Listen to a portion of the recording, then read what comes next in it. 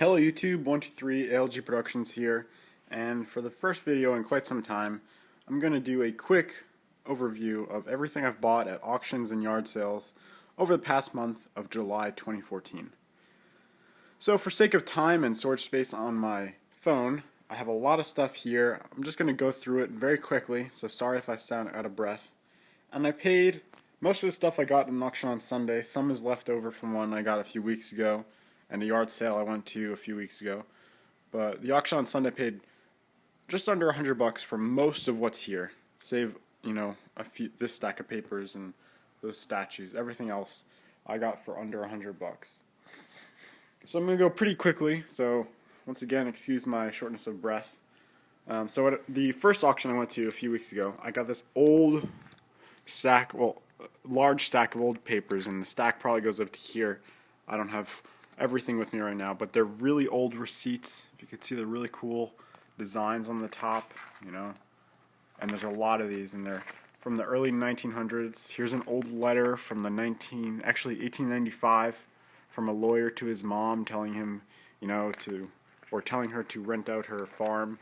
So old letters do really well. I sold a bunch of old letters from this auction, and they sell, $30 to $40 a lot. Also old diaries. Anyway, these receipts, I have some of them listed individually, others I have in lots, and they're going to take a while to sell, but from all this I should make a nice profit. Also, I found I bought a whole table full of paper collectibles at this auction, and I found the will of Isaac Lewis, who died in 1838, and he was a patriot in the American Revolution. So I got, some of that. I got old science and mechanics magazines, which are really neat to look through. Have really cool covers. Yeah. And then, I got this pennant too. This little comic, which is called a Tijuana 8-page Bible. If you want to look what it is. I'm not going to open it for, it is quite inappropriate for the general audience. Anyway, so most of the stuff that's left is everything I got in an auction on Sunday, and I'm going to try and speed through it because there's a lot. So I got a whole lot of old cameras. I bought for $5 a box of old cameras, and I bought it mainly for this one. This is a Polaroid one-step land camera. It's the classic rainbow stripe design, and it's in nice condition. So for $5 I got that one. I got this one as a Carl Zeiss Icoflex camera, and it has most of the leather casing intact. The other parts fell off, so they're not really useful. But this is a $30 to $40 camera, and it's in nice condition. Lots of cool parts inside. And then the rest of the cameras I'm selling in a lot. There's a lot in here. There's box cameras. There's old Kodaks. There's old flash holders and stuff like that. And I have it all packaged up nice, but that's a lot, and some of them are broken, so I don't know how well it's going to do, but it's going to make me at least, $5 to $10. And like I said, I spent $95 for most of what's here. I'm just going to tell you the individual prices. I got this glass Babyface milk bottle. It's from Dixon Dairy, Pennsylvania. And it's a Babyface bottle, which is apparently collectible, and I paid $5 for that, and it should sell between $70 or $80. I got this old Kodak printing frame for negatives, and I'm not really sure what it was used for. I guess in the dark room or something, but it would make a nice picture frame, and they do sell occasionally between $10 to $15. And then I forgot these were at the yard sale I went to a few weeks ago, and for $55, sorry, I got these three guys, which this one has a bid for $30 already, and these two will sell between $20 and $30 each. They're 1963 Hall of Fame busts of Babe Ruth, Joe DiMaggio, and Lou Gehrig. So for $55, I got those three. This World War II ring, which is rolled gold plated. I think I'm going to keep it because I really like it. And then an old Victorian photo album full of old pictures and tintype pictures, and that already sold for $30, and that's packaged up in there in that box. So anyway, back to the auction I went to on Sunday. What else? I got this pair of binoculars in the original box, original leather case, original strap, original manual. Excellent condition for $12.50. So I think I can sell that between $25 to $40, I guess. And then for $2, I got a box full of old bells. Wait, no.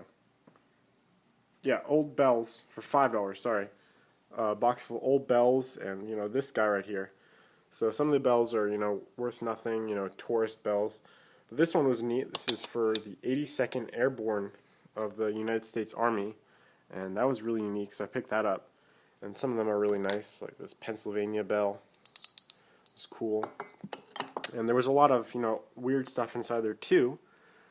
This statuary bell was made of brass, so maybe I could sell this for $15. That's what I have it listed at, I believe. But this guy was really cool, and I had no idea what it was until I researched it last night, and I thought it looked like a Boy Scout.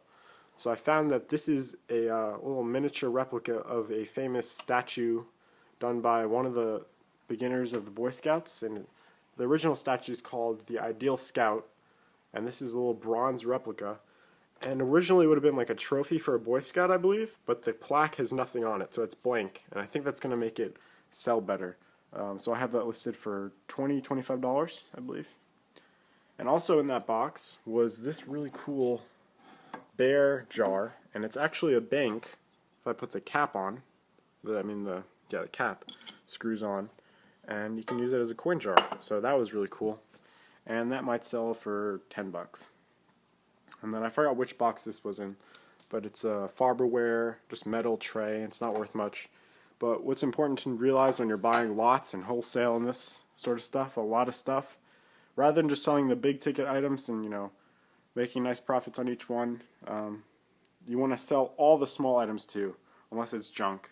Or sell the junk in lots, because when you're buying this much stuff, it's really a waste to, just throw this out, because it might make you a few bucks, and add it all together, it's considerable. And then I got another box. So here's some more bells. Another box full of old mugs and jars, and I paid $1 for all these mugs.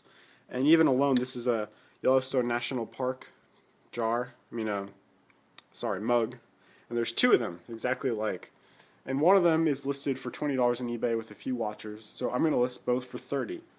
And can you believe I got a whole box of those? Not just those style, but SeaWorld and California Redwoods and Rio and a whole bunch of others I don't have here, for $1. So take opportunities like that. Even if you see one item that that's going to make more than $1, buy it. What else is in there? This really cool, looks like something from Harry Potter, like a potion bottle. So that's what I have it listed as, Harry Potter style potion bottle.